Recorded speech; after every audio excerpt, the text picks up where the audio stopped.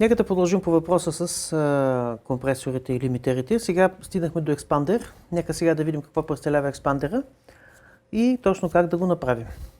Говорихме за това, че експандер е обратното на компресора. Ето, нека отидем отново на Graphic Dynamics и да видим как става това нещо. Ето графичното представяне на компресорът. Казахме, че в подобна крива имаме компресия на звука, т.е. ниски нива стават по-високи, а високите по-ниски. Ако направим обратното, то в такъв случай имаме експанзия на звука. Ето. Lektion 1. Fantastische Abenteuer. Както виждаме, Lektion 1. сравнено с това, Fantastische Abenteuer. Lektion 1a. виждаме как слабите звуци започват все едно се гълтат, а силните се увеличават неимоверно. Това е всъщност действието при слабите звуци тук, а при силните тук. Действието на експандера, т.е. тази нова крива, която сме направили спрямо 45 градусовата, която е липса на корекция. Така, както и при компресор, така и при експандер имаме атак, release time, threshold и ratio. Т.е. всичко е абсолютно същото. Много е важно, както подчертахме миналия път, да знаем, че output gain при експандера трябва да се коригира в посока надолу под 0 дБ, т.е. да се намали общото ниво, защото по принцип експандера увеличава много високите нива. Може да получим премодулация на сигнала от прекалено високо ниво, ако не коригираме чрез makeup gain. За разлика от компресора, при който всъщност ние трябва да повдигнем нивото, защото компресора намалява силните звуци, а не ги увеличава. Така, казахме заедно с това, че имаме два типа експандер. Единият експандер е този, който преди малко начертахме. Това е този тип, при който по-слабите звуци стават по-слаби, по-силните по-силни. Съществува и експандер, който е безразличен към високите нива. И ако направим подобен експандер, той ще изглежда по този начин. Това е така наречен downward експандер. Това е експандер, който всъщност намалява само ниските нива. Той се използва само когато трябва да коригираме шумове или други подобни смущаващи съставки в звука. Това е разликата между двата типа експандери, стандартни експандер и downward експандера. Както казахме, имаме attack, release, threshold и ratio, абсолютно същите и gain, същите настройки, с които работим и при компресора. Нека сега да видим как стават нещата при различните експандери. Ето, типичният компресор, при който имаме много хубава визуализация, защото тук виждаме входното ниво, тук виждаме изходното ниво. Ако гледаме тук и тук, ние можем да разберем доколко сме коригирали чрез makeup gain, защото трябва да получим сходни пикови нива между входния и изходния сигнал.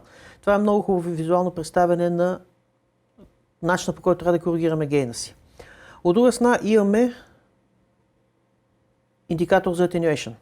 Индикатор за attenuation при експандера работи нагоре, при компресора работи надолу. Защо? Защото компресор намалява нивата, експандер ги повдига. Ето, това е експандер в момента. С него.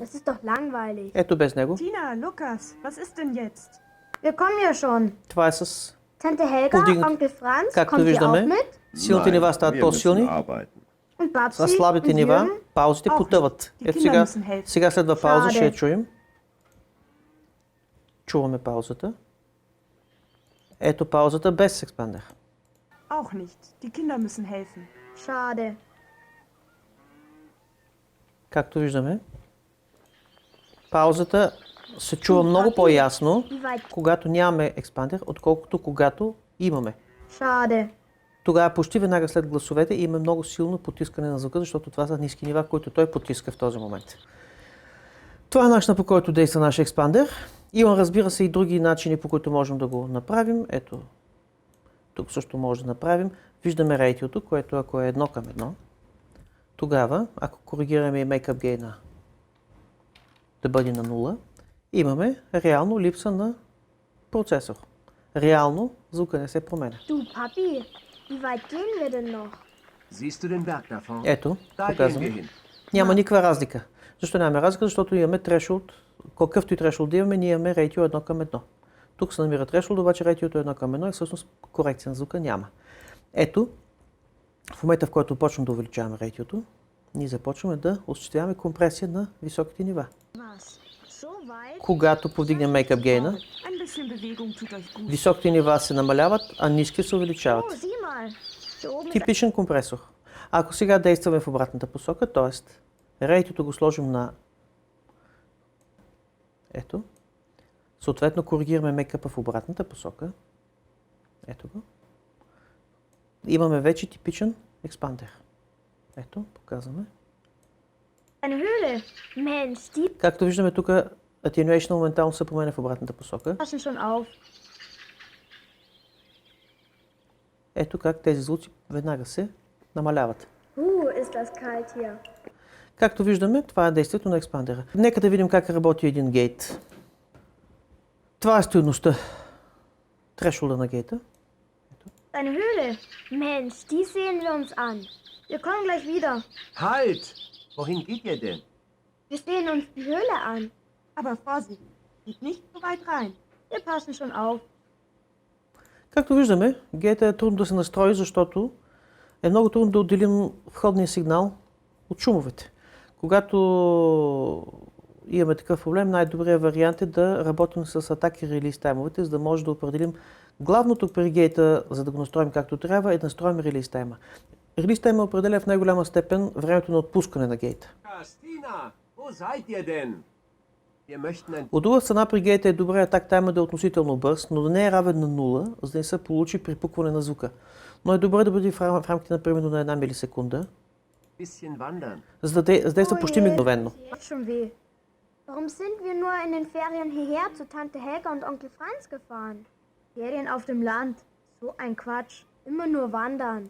Това е действието на един гейт. Както виждаме, преди малко, когато не бяхме настроили атаки релиз таймовете, той реално беше практически неизползваем, заради големия брой артефакти, които се получаваха в звука. Сега вече, това е вече горе-долу по-добре настроено. Siehst du den Berg da vorn? Da gehen wir hin. Въпреки това някои от атаките, както виждаме, се хващат от гейта, което не е правилно. Трябва да намалим трешолда. Was? So weit? Seid nicht zu faul. Ein bisschen Bewegung tut euch gut. Така, много важна функция при гейта, която има при съвременните модерни гейтове, това е така наречения флор. Флора представлява функция, при която гейта не затваря звука изцяло, а просто го намалява с определена степен. Това означава, че част от звука въпреки това ще проникне, но с ниво, което е по-малко с определена степен децибели. Когато решаваме да използваме гейта, за да потиснем смущаващите шумове, ние може да го използваме по този начин, защото чрез използването на тази функция ние имаме възможността едновременно да използваме гейт и заедно с това той да ни изрязва напълно звука, като по този начин оставя по-естествено слуховото впечатление. Ето. Onkel Franz gefahren. Ferien auf dem Land. So ein Quatsch. Immer nur wandern. Das ist doch langweilig. Tina, Lukas, was ist denn jetzt? Wir kommen ja schon.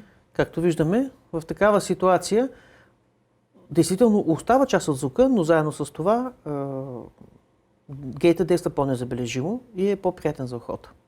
Когато работим с музика, това също е в голяма степен валидно. Все малко ще покажем и при отделните видове музикални инструменти как това нещо може да се случи. Сега нека да се върнем обратно върху компресора. Много е важно да забележим и още едно нещо. Трябва да се знае, че голяма част от компресорите имат функция Auto-Release. В случая тук е дадена като ARC или Auto-Release Control. Много е важно да се види дали в тази функция е включена или изключена, защото ето тук може да включим на мануал. Защото ако функцията Auto-Release стои включена, то в такъв случай бутонът за релиз практически не действа. Историята на тон режисурата е пълна с тон режисьори, които се опитват безуспешно да регулират релиз контрола, без да видят, че са си оставили включена функцията за auto-релиз и съответно този слайдер в този момент, въпреки че се движи, той реално не се отразява на звука по никакъв начин. Така че е много важно това нещо да го имаме предвид. Ето. Sind wir nur in den Ferien hierher zu Tante Helga und Onkel Franz Пускаме го. gefahren? Ferien auf dem Land. Сега ако сложим компресор като компресор. Разбира се, това важи и за компресор, и за експандер в една и съща степен. Нека сега да го използваме като компресор. So ein Quatsch. Immer nur wandern. Das ist doch langweilig. Tina, Lukas, was ist denn jetzt? Wir kommen ja schon. Tante Ето Helga, сега. Onkel Franz, kommt ihr auch mit? Nein, wir müssen arbeiten. Това е с бърз Und релиз. Papi und Jürgen? Виждаме колко бързо се връща Die Kinder звука. müssen helfen. Schade.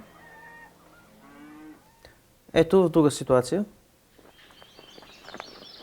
С Du, бавен Papi, релиз. wie weit Както gehen wir виждаме, denn звука noch? се връща доста бавно. Siehst du den Berg da vorn? Da gehen wir hin. Тогава получаваме по-плосък звук. И по-сплескан, по-смачкан, защото звука се връща бавно. Ето с бърз релиз. Seid nicht zu faul. Разбира се, при различни видове звуков и музикален материал може да използваме различни времена на атака и на релиз. Те зависят пряко от това какво в този момент звучи. И какви са преходните процеси и процесите на зазвучаване и отзвучаване на съответните гласове или инструменти, които използваме. Имаме и други типове компресори. Разбира се, можем да използваме компресори, които имат визуализация. Това е много полезно. Wie weit gehen wir denn noch? Този компресор, например, ни дава възможността едновременно да гледаме както звуковите нива, така и степента на attenuation, който се прилага. Като от лявата страна имаме самата крива. Zu den Berg da vorn? Da gehen wir hin. Ако свалим трешолда, So weit? Seid nicht zu faul. Ein bisschen Bewegung tut euch gut. ето и копчето за ауто, което автоматически нулира релиз тайма, както виждаме. Oh, sieh mal. Hier oben ist eine Höhle. Много е важно, че повечето копчета, за релиз, на които пише ауто, всъщност са функции, при които самия компресор действа така, че да сканира времето на зазвучаване и отзвучаване. Опитва се да пресметне транзиентите и спрямо вида на звуковия материал, който минава в този момент през системата, да нагласи автоматично релиз тайма. Това не е просто бутон, който слага на една средностатистическа стойност релиз тайма, а е бутон, с който релиз тайма изчислява адаптивно спрямо времената на релиз на самия звуков материал. Тоест, това е един относително интелигентен бутон и ако предпочваме да не създаваме главоболие, спокойно може да го оставим включен. Mensch, die sehen wir uns an. Wir kommen gleich wieder. Halt! Виждаме как при Wir sehen uns die Höhle an. намаляване на трешолда Geht nicht so weit rein. става все по-голяма степента на attenuation на звука. А ако трешолда го вдигнем до край, Ist das kalt. нямаме никакъв attenuation по простата причина, че звука никога не достига ниво, при което той да се атенюира. Jetzt los. Ihr habt mich gerufen? Ето, Nein, nein. сега das war вече nicht so имаме gemeint. Entschuldigung. Los. от друга страна, колкото е по-високо радиото, толкова по-агресивно действа компресор. Bisschen wandern. Oh je. Wandern. Mir tun die Füße jetzt schon weh. Warum sind wir nur in den Ferien hierher zu Tante Helga und Onkel Franz Ето, gefahren? тук вече няма Ferien auf dem attenuation. Land. So ein Quatsch. Тоест, може да няма attenuation в два случая. Или когато трешолда е сложен на 0 децибела и тогава нивата никога не достигат до нивото, при което компресор ще се задейства. Или когато рейтито е на 1:1. Тогава attenuation практически нямаме, защото реално всяко входно ниво е равно на изходното такова. Тоест, нужни са тези две изисквания да са изпълнени. Immer nur wandern. Das ist doch langweilig. Tina, Lukas, was За да имаме компресия. Така, много е важно също така да се видят и някои други неща, като например сайдчейна, за който в последствие трябва да поговорим, и така наречения ни или коляно. Много е важно това нещо, защото нито представлява степента на действие на компресора в момента на минаване през граничната точка. Ето как се променя компресията, в зависимост от това дали имаме единия тип или другия тип. Тази настройка се нарича Hard knee, а тази настройка се нарича Soft knee.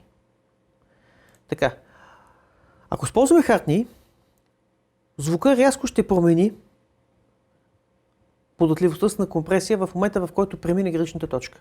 Ако използваме Soft knee, компресия започне да настъпва още преди достигане на трешолда и постепенно ще се увеличава при преминаването през граничната точка. Логичен е въпросът, кое е по-правилното. Няма еднозначен отговор на този въпрос, защото пак всичко зависи от музикалния материал. Ако ние използваме, бих могъл да дам този жокер, ако използваме инструменти, които изискват по-агресивна обработка, като кикове, като снери, тогава е по-добре да се използва Hard knee. Защото тогава търсим по-агресивен звук след наместа на компресора. Ако използваме компресия при инструменти, които искаме да звучат по-меко и по-музикално, тогава е по-добре да се използва Soft knee. Нека да видим още един процесор, с който ще илюстрираме гейт функцията. Ето ни гейт, само че пак с визуализация и с определене на някои от по-експертните характеристики на гейта.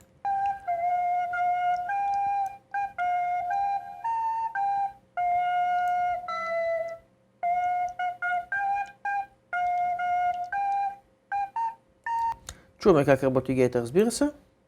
Тук имаме типичните настройки. Attack, Release Time, Threshold, Ratio. Копчето Range всъщност е копчето, на което при други видове гейтове е написано като Floor. Ето. Това всъщност е абсолютно същия бутон, който определя степента на гейтване. Както виждаме, двете криви много се приличат. Дори бих могли да кажем, че са идентични.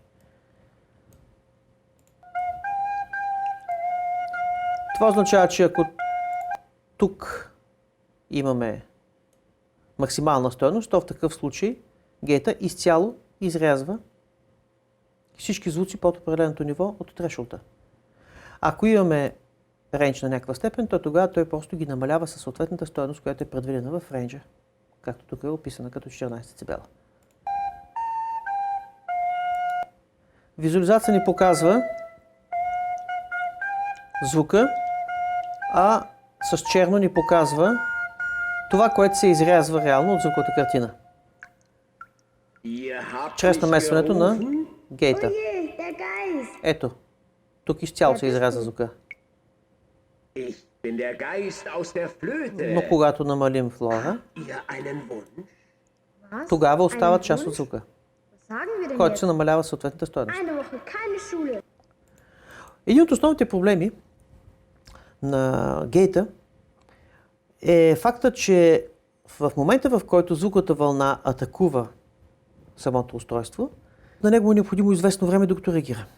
Макар и то да е части от секундата или от 1-2 милисекунди, въпреки това, част от звука, неговата атака, бива леко изрязана. Това води до много неприятни пропуквания в звука. Как може да се справим с това? Или като сложим атак тайма на съвсем лека стойност, то не точно на 0, но малко над нулата, не повече от 1 милисекунда със сигурност. Или когато използваме една много хитра функция, наречена Lookahead оптимизация. Lookahead представлява функция, при която тази част от процесора, която следи за входното постъпващо ниво в процесора, гледа звука с известно предваряване. Тогава тя ще може да предвиди кога ще настъпи увеличаване на нивото и да реагира още преди то да се е случило. Lookahead е, бихме казали, животоспасяваща функция при гейтовете, а много често се прилага и при компресорите. Много е важно да се знае обаче, че когато тези устройства са с софтуерен дизайн и представляват някакъв тип плагин, Lookahead автоматически води в повечето случаи до увеличаване на латенцията на съответния канал. Защото той ще трябва да слуша звука предварително и в последствие да задейства този гейт. Но за да направи това нещо, той ще трябва да измести реално звука с стойността, с която ние сме направили Lookahead оптимизация. В такъв случай, за да не се получи разсинхронизиране на пистите между тези, които имат тази функция и тези, които нямат, или фазови проблеми между тях съответно, обикновено се прилага дилей компенсация между отделните писти, което е вече функция на съответната програма. Тоест, плагина детектва наличието на този дилей, който се създава в трака, а програмата се грижи, хост програмата се грижи за това да компенсира това нещо чрез дилей компенсация. И тук виждаме, че имаме също така както виждаме, заглаждането тук.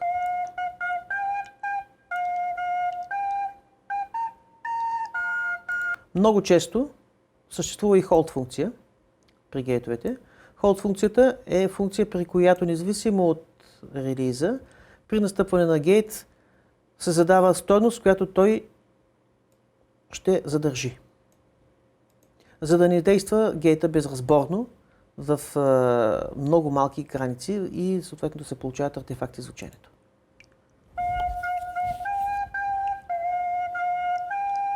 Когато настроим всички тези функции както трябва, тогава вече можем да много по-добре да работим с гейта и тогава той няма да е толкова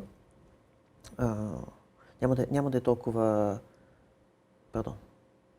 Може да работим както трябва вече с гейта и тогава няма да имаме толкова много артефакти в звученето.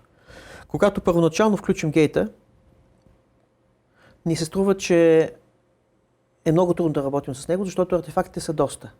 И е много трудно да се извади чистия звук от тези звуци, които не искаме да премахнем. Но когато започнем да използваме експертните му функции, тогава става по-лесно.